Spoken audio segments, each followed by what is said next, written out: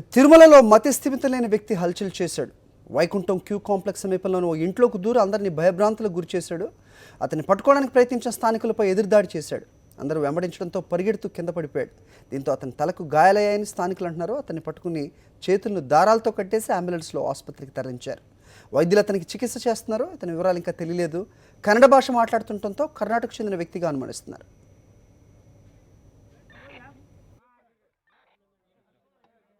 మేము పక్కన కూర్చోంటే ఇంట్లోపలికి వచ్చేసాడు.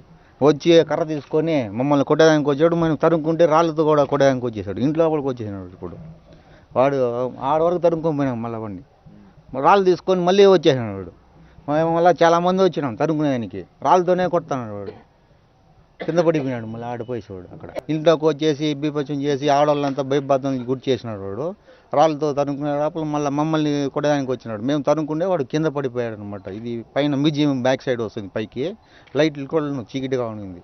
వచ్చేసి వాడు లోపల దూరి కర్రలు తీసుకొచ్చి మమ్మల్ని కొట్టడానికి వచ్చేసినాడు. వాడు సైకో లాగా ఉన్నాడు. వాడు మాదలాగా ఉన్నాడు.